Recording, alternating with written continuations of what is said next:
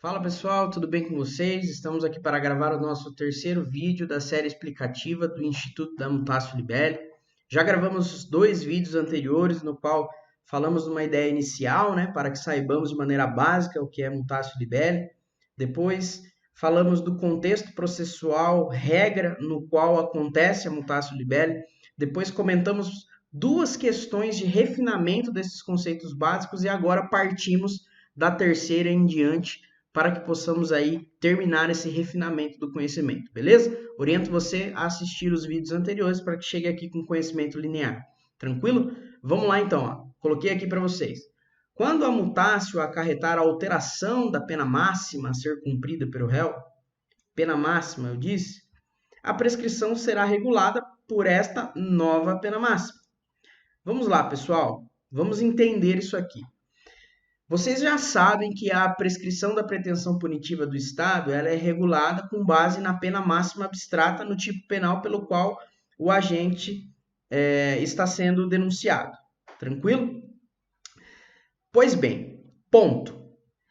Quando acontece, pessoal, a mutácio libelli, nós vimos no vídeo anterior que pode ser que de um crime a mutácio libelli faça ser outro crime, Há uma mudança de descrição fática que acarreta que saia de um tipo penal e vá para outro, certo? Da mesma forma, pode acontecer também de um crime ser simples e passar a ser qualificado, ou de um crime qualificado passar a ser simples.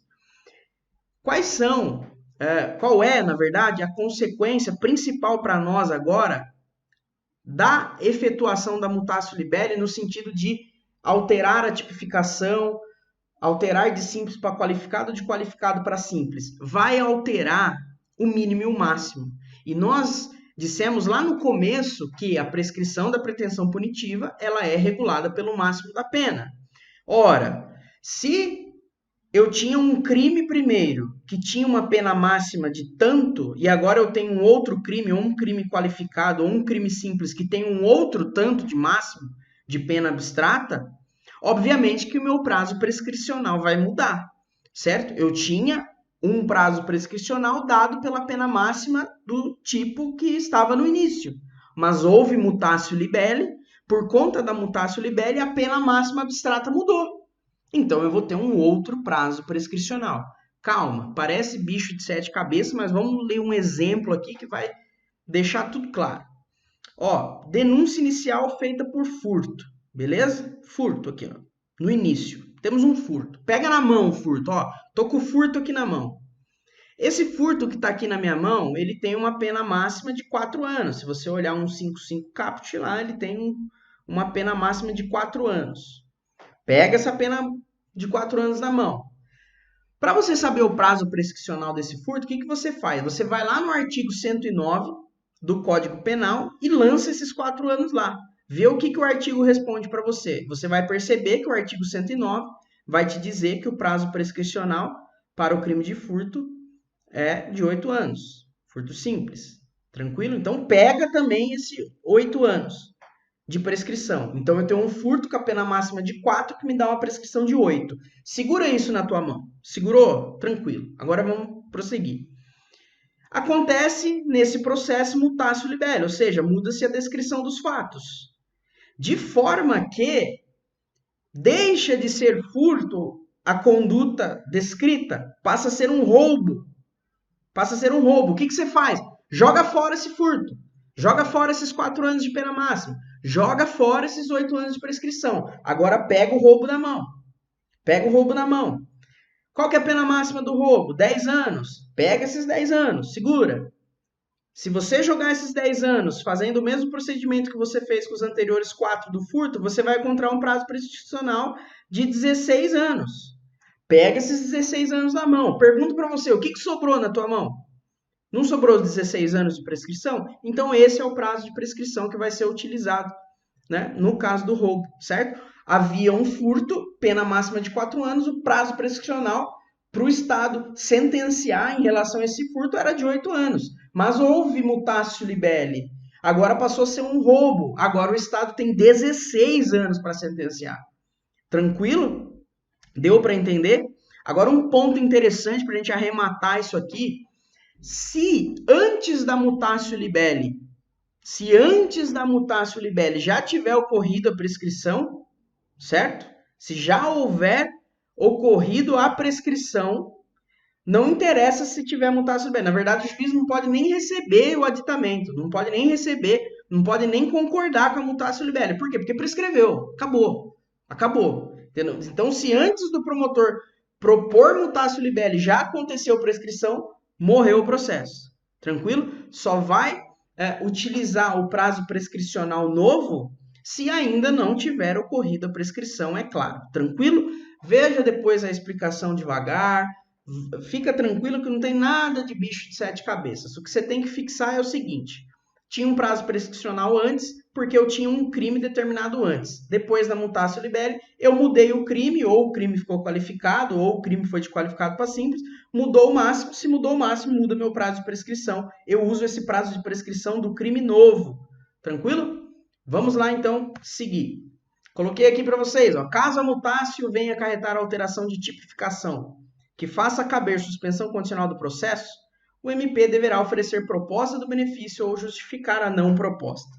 Aqui é basicamente igual, né? O que se tinha na emendatio libelli. Em que sentido? Vamos supor que eu tinha... Vamos aqui direto para o exemplo para a gente entender. Ó. A denúncia foi feita por roubo. O roubo. Tranquilo aqui. Ó. Beleza. Quanto ao roubo, não cabe suspensão condicional do processo. Tranquilo? Não cabe suspensão condicional do processo. Sendo que ao final da instrução, percebe-se que na verdade houve um furto, não houve roubo. Então houve mutatio libelli, descreveu-se os fatos de uma outra forma. Certo? Então tive um furto. Se você for observar a pena do furto, ela tem uma pena de 1 ano. A mínima, quer dizer. A pena mínima do furto é de 1 ano. Nós acabamos de ver que a máxima é 4. A pena mínima do furto é de 1 ano. Quando a pena é igual ou menor a 1 ano, segundo o artigo 89 da Lei 9.099/95, cabe suspensão condicional do processo. Nesse caso, o Ministério Público ele vai ter que se manifestar em relação à proposta ou não do benefício da suspensão condicional do processo. Por quê? Porque a mutatio libelli acarretou a mudança de tipificação para um crime que cabe suspensão condicional do processo. Então, se cabe suspensão condicional do processo, o Ministério Público vai e oferece a proposta, né? Ou justifica por que não oferecer a proposta. Obviamente, o réu não cumprir todos os requisitos necessários ali do artigo 89 e de outros artigos que o artigo 89 faz remissão. Tranquilo? Então, vamos lá, pessoal. Vamos recapitular. No 3, o que eu falei aqui sobre prescrição? O prazo prescricional era 1, porque o crime era 1, certo? Aí, mudou para o crime 2. E a pena máxima do crime 2 é diferente do crime 1. Então, eu tenho outro prazo prescricional. Qual que eu uso? Eu uso esse novo, certo? Eu uso esse novo, desde que já não haja prescrito o crime antes da mutatio libelli. Aí, no 4 aqui, o que acontece? A mutatio libelli acarreta a mudança da tipificação de um crime que não cabia suspensão condicional do processo, passou para um crime que cabe suspensão condicional do processo. O que o Ministério Público faz? Oferece a suspensão condicional do processo ou justifica a não proposta. Tranquilo? Vamos aqui, 4.2, né? Caso a mutatio venha acarretar a alteração de tipificação que expresse crime da competência de outro juízo, deve o juiz, após o aditamento da denúncia ou queixa, remeter o processo para o juízo competente. Aqui, pessoal, é muito fácil. O juiz estava com o processo porque era um crime da competência dele. Houve mutatio libelli por meio do Ministério Público e passou-se a ser outro crime. E o juiz percebe que esse outro crime não é da competência dele. O que ele faz? Remete o processo para o juiz que é competente para julgar esse crime novo. Vamos, por exemplo, denúncia feita por homicídio doloso, certo? Porém, ao final da instrução probatória, faltou um acentinho aqui, ó. O Ministério Público entende haver prova de que houve culpa, ou seja, não foi homicídio doloso, certo? Não foi homicídio doloso. Aí o que acontece? Realiza-se o aditamento e o juiz remete o processo para o juízo singular. Por quê? Porque quem julga homicídio culposo é o juízo singular. Homicídio doloso, quem julga é a vara do júri. Então, o juiz da vara do júri, né, inicialmente tinha um processo por um homicídio doloso, certo? Mas verificou-se que o homicídio era culposo, então ele deixa de ter competência. Então, o que ele faz? Remete o processo para quem tem competência. Isso é tranquilo, beleza? Agora, o número 5 do Refinando o Conhecimento. Essa aqui é uma bela diferença entre a mutatio libelli e a emendatio libelli. Nós estudamos lá na série de vídeos explicativos da emendatio libelli que cabe a emendatio libelli em grau de recurso, ou seja, tribunal pode realizar a emendatio libelli, ou seja, tribunal pode alterar a tipificação que foi dada ao fato. Já mudança de descrição fática não cabe em grau recursal. Tá aqui, ó. A mutatio libelli não é cabível em grau de recurso, sendo tal aspecto um dos diferenciais que ela possui em relação à emendatio libelli.